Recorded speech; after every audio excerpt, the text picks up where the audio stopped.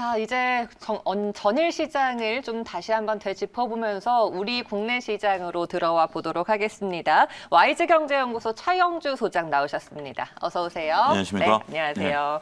자, 전일장도 우리 국내 증시 분위기 좋았습니다. 외국인들이 6거래일 연속 사자세를 나타내면서 이번에는 코스닥 쪽에서 또 강세가 나타났었죠. 전일 특징주 어떤 걸로 보시나요?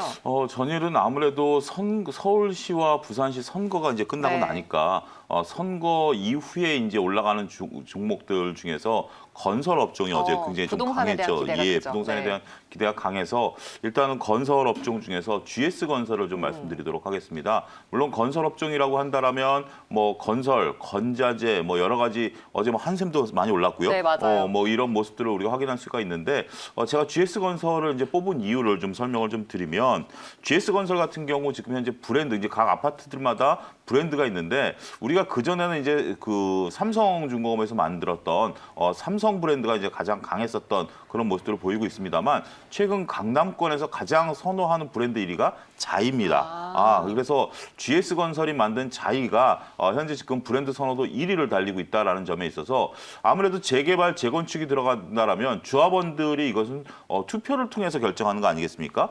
일단 재개발, 재건축은 서울시와 국토부에서 결정한다 하더라도 그러면 무슨 아파트를 지을 것인가? 그러면 기왕이면 뭐 좋은 게 좋다고 네. 자신의 아파트 브랜드명이 좋은 것을 선택할 것은 뭐 자명한 사실 맞아요. 아니겠습니까? 그렇게 된다라면 GS건설이 국내 재개발 재건축 시장에서 우위를 좀 점할 수 있다. 이렇게 좀 볼 수 있다라고 보여지는 거죠. 그래서 GS건설 같은 경우도 현재 움직임이 상당히 견조한 흐름들을 좀 보여주고 있다라고 말씀드릴 수가 있겠습니다. 이러한 면들 우리가 좀 이제 봐야죠. 물론 이제 대우건설 같은 경우는 재개발에 대해서 나름대로 노하우를 좀 가지고 있습니다. 네. 그래서 어제 사업부를 또 신설했다라는 뉴스가 나오면서 대우건설도 만만치 않게 올랐는데 대우건설이 아쉬운 것은 이런 사업부하고 노하우를 갖고 있다 하더라도 이거는 그 공급 측의 문제죠. 하지만 수요 측의 문제로 본다라면 아무래도 브랜드명이 필요하죠. 대우건설 브랜드 혹시 기억나세요?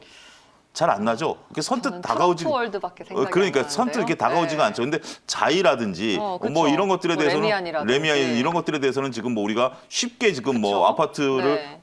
소유 여부를 떠나서 생각이 날 정도이기 때문에 그러한 부분들을 보다 보면 나름대로 선호를 받을 가능성이 있다. 이렇게 좀 말씀드릴 수가 있겠습니다.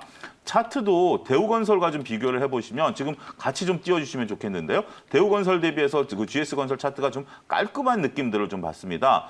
이렇게 본다라면 차트상 상승 추세가 같이 움직일 가능성이 있다는 거죠. 물론 차트 모양은 비슷합니다. GS건설이나 대우건설이나 차트 모양은 비슷하지만 실질적으로 받는 느낌은 GS건설이 훨씬 더 깔끔한 느낌을 지울 수 없다. 이렇게 좀 말씀드릴 수가 있겠죠. 그러한 모습들을 보면 추가적인 상승 여력은 GS건설 쪽에 무게 중심을 좀 둬도 되지 않겠는가. 그래서 어제 GS건설에 대한 뉴스들이 좀 쏟아진 그런 것들이 네. 아니겠는가. 그렇게 좀 말씀드릴 수가 있겠습니다. 두 종목 모두 어제는 상승 탄력이 좋았습니다만 GS건설의 차트상 이 상승 추세가 더 확실해 보인다라고 말씀해 주셨습니다. 네, 건설주에 대한 기대감이 그 어느 때보다 높은 시점인 건 확실한 것 같습니다. 대형 건설주 중에서 GS건설을 탑픽으로 또 보셔봐 주셨습니다. 자, 다음은요. 오늘 시장에서 그러면 또 어떤 종목을 우리가 관심 있게 봐야 될까요? 일단 종목들이 일희일비하기 때문에 네. 오늘 또 어제는 이제 건설주가 올랐으니까 물론 건설주 오늘도 또 아무래도 들쳐서 거리겠죠. 이제 실질적인 그 잠깐 건설주를 좀 추가적으로 첨언을 하게 된다라면 이제 본격적인 뭐 서울시 같은 경우 오세훈 시장이 이제 시정을 펼치게 되는 상황에서 이런 것들에 따라서 일희일비할 가능성이 있으니까 그렇죠. 거기에 대한 네. 대비를 좀 하셔야 된다라고 좀 말씀드릴 수가 있겠고 오늘 저는 이제 조선 업종을 조금 말씀을 좀 조선이요? 드리도록 하겠습니다.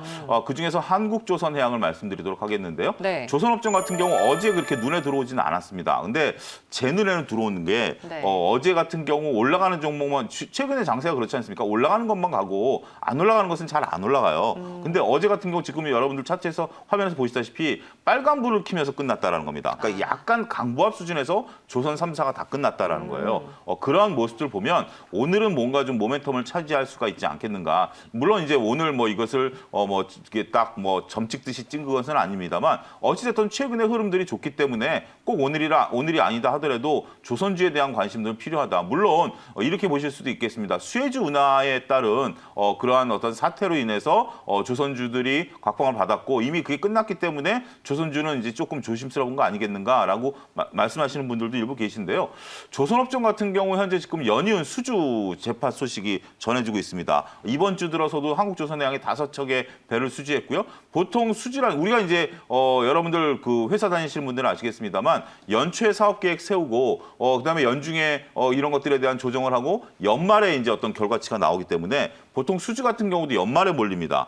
보통 이제 연초에 글로벌리 계획을 세우고 조선사와 협상을 벌이고 어떤 선박을 언제 인도할 것인가 조선업종에 대해서 보는데 올 연초부터 벌써 수주가 몰려들기 시작했어요. 이것은 조금 이례적인 현상이다라고 말씀드릴 수가 있겠습니다.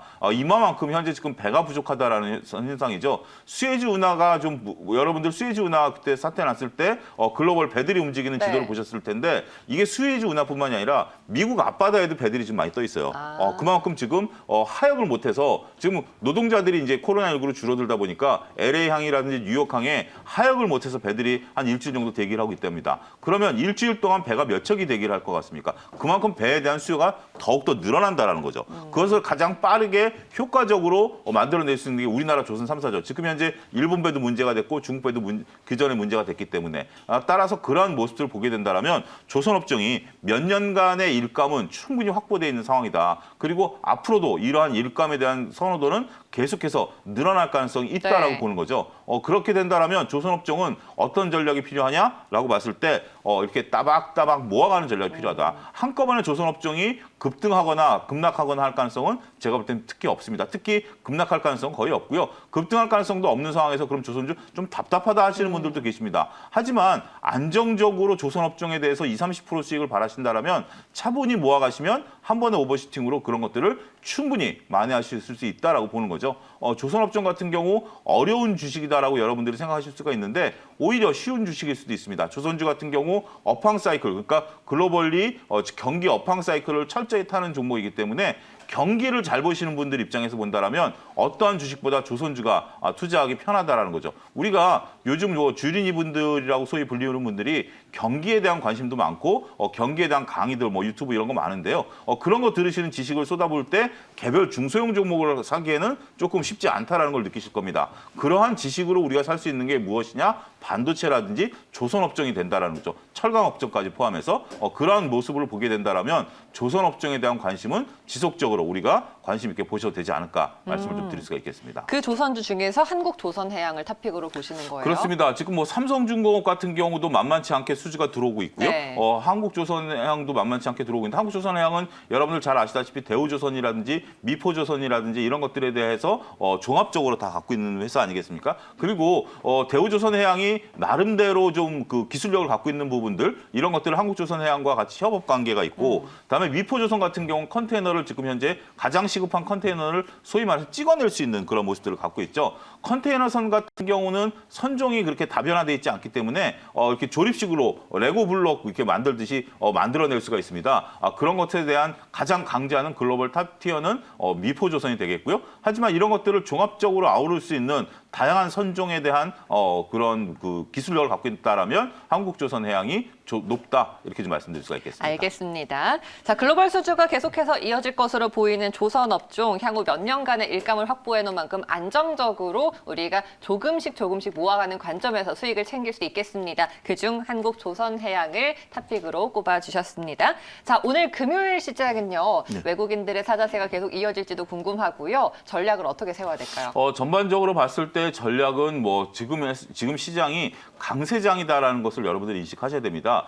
그렇다면 쉽게 물러서지는 않을 가능성이 높고요. 강세장에서는 중소형이냐 대형주냐라고 봤을 때 대형주 위주의 플레이를 하셔야 된다. 특히 대형주를 빨간불, 제가 계속 말씀드리지만 빨간불에 사는 게 아니라 파란불에 사서 계속해서 모아가는 관점을 한다면 언젠가 순환매가 돌면서 여러분들이 갖고 계신 종목이 한번 크게 시세를 낼 가능성이 있고요. 그럴 때 이제 빠져나오시는 전략을 하시면 되니까 너무 그렇게 내 종목이 오늘은 왜 안 오를까 답답해 하시지 말고 그럼 오늘 사볼까라고 오히려 역발상하시는 것도 좋은 전략이 될 수 있다. 이렇게 말씀드릴 수가 있겠습니다. 여유를 가지시는 것도 하나의 투자 전략이 될 것 같습니다. 오늘 차영주 소장님 말씀 여기까지 듣고 정리하도록 하겠습니다. 고맙습니다. 감사합니다.